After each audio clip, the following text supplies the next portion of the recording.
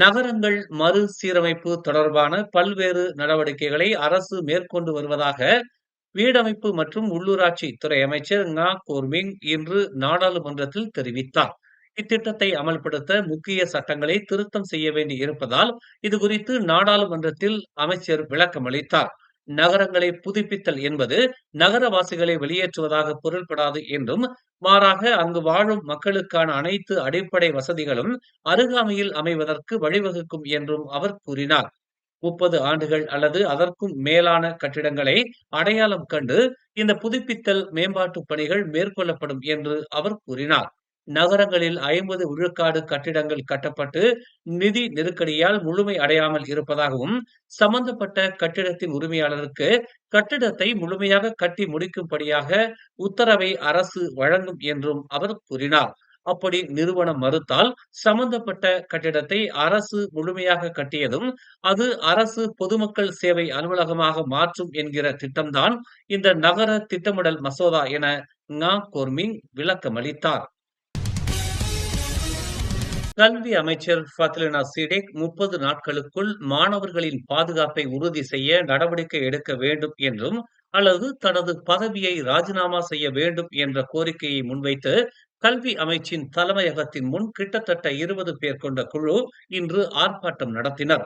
காலை 10:30 மணி முதல் கூடிய அவர்கள் ஃபத்லினாவுக்கான ஒரு குறிப்பாணையை அமைச்சக அதிகாரியிடம் சமர்ப்பித்தனர்.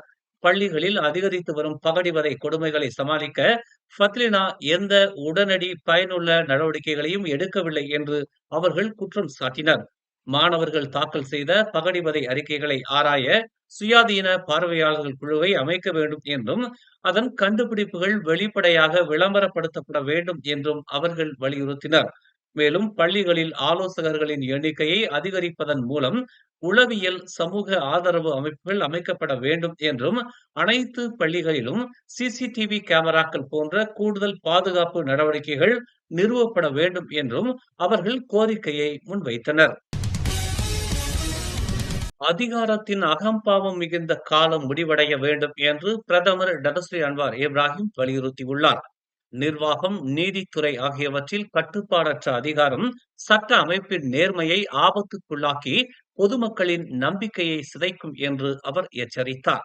சட்ட அமைப்பும் நீதித்துறையும் சுதந்திரமான ஜனநாயக நாட்டின் தூண்களாக நிலைத்திருக்க தொடர்ந்து சீர்திருத்தங்களை மேற்கொள்ள வேண்டும் என்றும், நீதியின் நிர்வாகத்தில் நேர்மையும் பொதுமக்களின் நம்பிக்கையும் உறுதி செய்யப்பட வேண்டும் என்றும் அவர் கூறினார். சட்ட அமைப்பு என்பது சுதந்திரமான, சுயாதீனமான மற்றும் ஜனநாயக நாட்டின் முதுகெலும்பு என்று அவர் கூறினார். அரசியல் அதிகாரத்தின் அகம்பாவம் சட்டங்களின் விளக்கத்தில் சேதத்தையும் குழப்பத்தையும் ஏற்படுத்திய காலங்கள் இருந்துள்ளதை வரலாறு காட்டுகிறது என்றும், மேலும் ஊழல் மற்றும் அதிகார துஷ்பிரயோகம் குறித்த குற்றச்சாட்டுகளும் எழுந்துள்ளதாகவும் அவர் 2025ஆம் ஆண்டுக்கான ஆசியான் சட்ட மாநாட்டின் நிறைவு விழாவில் முக்கிய உரையாற்றும் போது இதனை தெரிவித்தார். பெர்சாத்து தலைவர் முகைதீன் யாசின் அண்மையில் அறிவித்த கூட்டணி கருத்துகள் மூலம் அடுத்த பொது தேர்தலில் பரிக்காத்தான் வெற்றி பெற்று அரசாங்கத்தை அமைக்க முடியுமா என்பது சந்தேகமே என்று PKR கட்சியின் முன்னாள் துணைத் தலைவர் ரவிசி ரம்லி தெரிவித்துள்ளார். அக்கூட்டணியில் உள்ள கட்சிகள் 16வது பொது தேர்தலில் போதுமான இடங்களை பெற்றால் பிரதமர் வேட்பாளர் மற்றும் அமைச்சரவை உறுப்பினர்கள், அத்துடன் தங்களுக்குள் பதவிகள் மற்றும் முக்கிய நியமனங்கள் பகிர்வு ஆகியவற்றில் தலைமை உடன்பட வேண்டும் என்று பண்டான் நாடாளுமன்ற உறுப்பினருமான ரவிசி தெரிவித்தார். இருப்பினும் கட்சிகளை ஒன்றிணைக்கும் விஷயத்தில் சிறிதளவு ஒற்றுமை இருப்பதாக அவர் குறிப்பிட்டார். அவர்கள் ஒருவரை ஒருவர் தாக்கும் வரலாற்றை கொண்டுள்ளனர் என்றும் அவர் கூறினார். இது போன்ற பொருந்தாத கட்சிகளின் கூட்டணிகளில் இருந்து உருவாக்கப்பட்ட அரசாங்கங்கள் பெரும்பாலும் பொதுமக்களுக்கு உதவ புதிய கொள்கைகளை அறிமுகப்படுத்த தவறி விடுகின்றன என்று பொருளாதாரத்துறை முன்னாள் அமைச்சருமான அவர் தெரிவித்தார். இறுதியில் கூட்டணிக்குள் இருக்கும் கட்சி தலைவர்கள் தங்கள் சொந்த வெகுமதிகளை பெறும் வரை அத்தகைய அரசாங்கங்கள் வழக்கம் போல் தொடர்கின்றன என்று அவர் கூறினார்.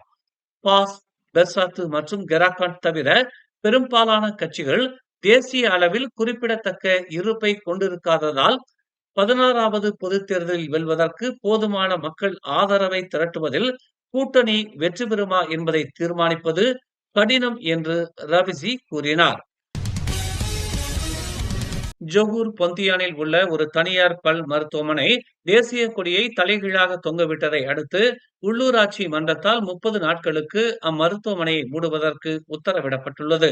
தேசிய கொடியை தொங்க விடுவது தொடர்பான 2019 துணை சட்டத்தை மீறியதால் காலை 8:20 மணியளவில் அம்மருத்துவமனைக்கு மூடல் அறிவிப்பு வழங்கப்பட்டதாக பொந்தியான் நகராட்சி மன்ற தலைவர் அப்துல் அசீம் சம்சுடீன் தெரிவித்தார்.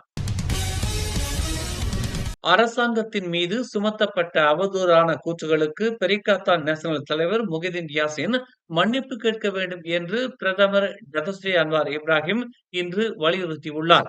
அரசாங்கம் கொடூரமானது, அது கிளந்தானுக்கு நிதி ஒதுக்கவில்லை என இது போன்ற நூற்றுக்கணக்கான கூற்றுகள் இதில் அடங்கும் என்று அவர் செய்தியாளர்களிடம் தெரிவித்தார். ஏற்கனவே முகிதீன் குறித்து அன்வார் கூறிய கருத்துகள் தொடர்பாக அன்வார் மன்னிப்பு கேட்க வேண்டும் என்று முகிதீனும் கோரிக்கை விடுத்திருந்தார் என்பது குறிப்பிடத்தக்கது. இதனை அடுத்து முகிதீன் பற்றிய கருத்துகளில் தாம் கூறிய தகவல் ஆதாரங்கள் தவறானவையா என்பதை தீர்மானிக்க மலேசிய தொடர்பு மற்றும் பல்லூடக ஆணையமான MCMC விசாரணையின் முடிவுகளுக்காக தாம் காத்திருப்பதாக அன்வார் கடந்த வாரம் மக்களவையில் தெரிவித்தார். கடந்த வாரம் நாடாளுமன்றத்திற்கு வெளியே சக நாடாளுமன்ற உறுப்பினரான RSN ராயரை சண்டையிடுவதற்கு சவால் விடுவது போல் சைகை காட்டிய செயலை பெண்டாங் நாடாளுமன்ற உறுப்பினர் அவாங் ஹஷீம் மறுத்துள்ளார்.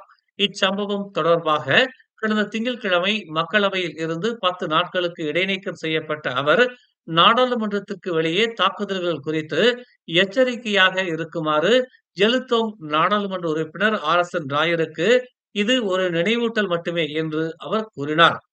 தாம் அவரை சண்டைக்கு அழைத்ததாக கூறுவது சரியல்ல என்றும், தமது சைகை பதிவு செய்யப்பட்டதாகவும், ஆனால் அது தாம் உண்மையில் என்ன சொல்ல வந்தேன் என்பதை காட்டவில்லை என்றும் அவாங் ஹஷீம் கூறினார். நாடாளுமன்றத்திற்கு வெளியே ஒருவரை சண்டையிட சவால் விடுவதன் அர்த்தம் என்னவென்று தமக்கு தெரியும் என்றும் அவர் கூறினார். நாடாளுமன்றத்திற்கு வெளியே வேறு யாராவது அவரை குத்தும் அளவுக்கு மத பிரச்சனைகளை தொடக்கூடாது என்பதை மட்டுமே தாம் அவருக்கு நினைவூட்ட விரும்பியதாக அவர் தெரிவித்துள்ளார். மேலும் செய்திகளை தெரிந்து கொள்ள தமிழ் மலர் நாளிதழை பாருங்கள்.